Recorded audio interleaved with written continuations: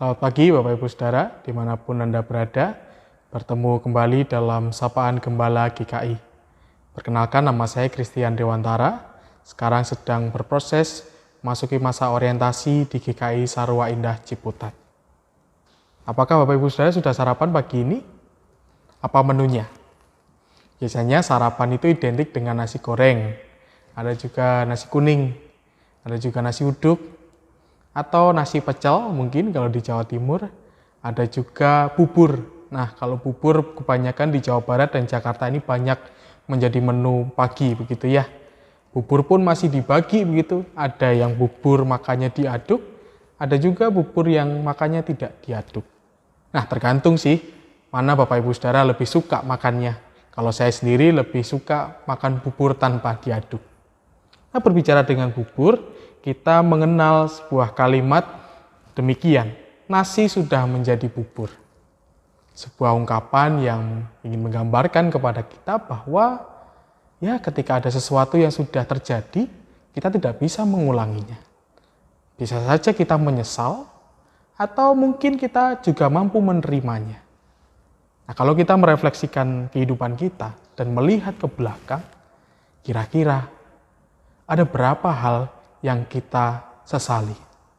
Ada berapa hal yang kita kecewa terhadap sesuatu yang terjadinya ternyata tidak sesuai dengan kehidupan kita, dengan rencana kita. Mazmur 126 mengatakan demikian. Nyanyian ziarah, ketika Tuhan memulihkan keadaan Sion, keadaan kita seperti orang-orang yang bermimpi. Pada waktu itu mulut kita penuh dengan tertawa, dan lidah kita dengan sorak-sorai. Pada waktu itu berkatalah orang di antara bangsa-bangsa, Tuhan telah melakukan perkara besar kepada orang-orang ini. Tuhan telah melakukan perkara besar kepada kita, maka kita bersukacita. Pulihkanlah keadaan kami ya Tuhan, seperti memulihkan batang air kering di tanah Negeb. Orang-orang yang menabur dengan mencucurkan air mata akan menuai dengan bersorak-sorai. Orang yang berjalan maju dengan menangis sambil menabur benih, pasti pulang dengan sorak-sorai sambil membawa berkas-berkasnya. Hidup berharap kepada Tuhan itu adalah sesuatu yang menyukakan, sesuatu yang menyenangkan, karena kita memiliki kepastian pertolongan Tuhan. Yang menjadi persoalan, hidup dalam pengharapan itu bukan sesuatu yang instan seperti kita ketahui bersama. Ada proses yang kadang tidak mengenakan untuk dijalani. Kadang ada juga situasi-situasi di mana apa yang sudah kita angan-angankan ternyata tidak terjadi. Justru yang terjadi hal sebaliknya yang kadang juga mengecewakan mungkin. Semoga Mazmur bacaan kita pada pagi hari ini menjadi penghiburan bagi kita. Bahwa mungkin saja kehidupan kita sedang tidak baik-baik saja saat ini. Bisa jadi karena pandemi, atau bisa jadi karena hal lain yang tidak terkatakan. Bahkan mungkin kita sudah lelah menghadapinya. Tuhan mampu mengubah sesuatu yang tampaknya buruk untuk kehidupan kita, bisa menjadi sorak-sorai sukacita dan penuh rasa syukur ketika Tuhan sudah menyatakan kasih-Nya kepada kita. Kiranya kehidupan kita seperti tanah Negeb, tanah yang sebenarnya kering. Sebenarnya ini adalah di tengah padang gurun yang tampaknya kehadiran air itu sangat mustahil. Tapi ternyata tanah Negeb ini ketika musim penghujan datang, air itu secara tiba-tiba muncul. Dan tanah yang kering itu menjadi aliran air. Ini menunjukkan bahwa berharap kepada Tuhan bukan berarti kehidupan kita tanpa masalah. Berharap kepada Tuhan bukan berarti kehidupan kita seperti langsung melompat melewati semua masalah itu. Justru hidup berharap kepada Tuhan adalah ketika kita merasakan kekeringan, kita merasakan pergumulan yang luar biasa, namun disitulah kita merasakan cinta Tuhan. Dan kita mampu mengalirkan berkat itu di tengah pergumulan kita. Tuhan yang mampu dan akan memampukan kita untuk merubah tangis itu, merubah pergumulan itu menjadi rasa syukur.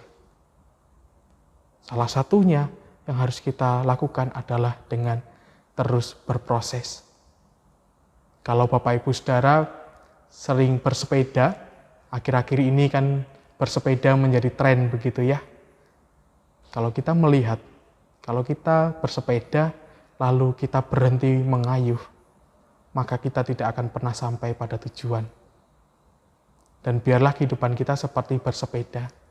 Mungkin kayuhan kita tidak sekencang atlet-atlet profesional di luar sana. Mungkin kayuhan kita tidak sekencang dengan orang-orang yang memakai sepeda lebih mahal daripada kita. Tapi dengan terus mengayuh, dengan setia, dengan terus menaruh pengharapan kepada Tuhan, dengan terus mau berupaya semaksimal diri kita tanpa perlu membanding-bandingkan dengan orang lain, maka kita pun juga akan memiliki kehidupan yang baik. Kita akan mampu melihat kasih Tuhan terus nyata di dalam kehidupan kita. Kita akan merasakan kasih Tuhan terus hadir bahkan di dalam titik kehidupan kita yang terendah ketika kita mau terus berjuang. Oleh karena itu, hanya Tuhan yang mampu menumbuhkan tunas sukacita. Hanya Tuhan yang mampu memulihkan apa yang rusak dan hancur menjadi ciptaan yang baru, yang lebih indah dan bisa kita syukuri. Mari kita berdoa. Sungguh kami bersyukur Tuhan, dalam segala kelemahan dan pergumulan kami, Tuhan senantiasa menolong. Kami bersyukur bahwa di dalam kelemahan kami, Tuhan senantiasa hadir dan menjadi teman bagi perjalanan kami yang kadang begitu berat kami lalui. Kami terus memohon Tuhan, kiranya Roh Kudus senantiasa membimbing kami, agar kehidupan kami pun juga boleh terus berkenan di hadapan-Mu. Kami mohon ampun bila dalam segala hal yang kami lakukan senantiasa terselip dosa dan kesalahan. Kami percaya Tuhan senantiasa memperbarui kehidupan kami. Dan biarlah kehidupan kami yang penuh dengan rasa syukur dan sukacita ini, walaupun dalam pergumulan, boleh juga menjadi berkat bagi sesama kami. Inilah doa kami Tuhan. Demi Kristus Yesus kami berdoa. Amin. Sampai jumpa di Sapaan Gembala GKI edisi selanjutnya. Selamat beraktivitas, Tuhan memberkati kita semua.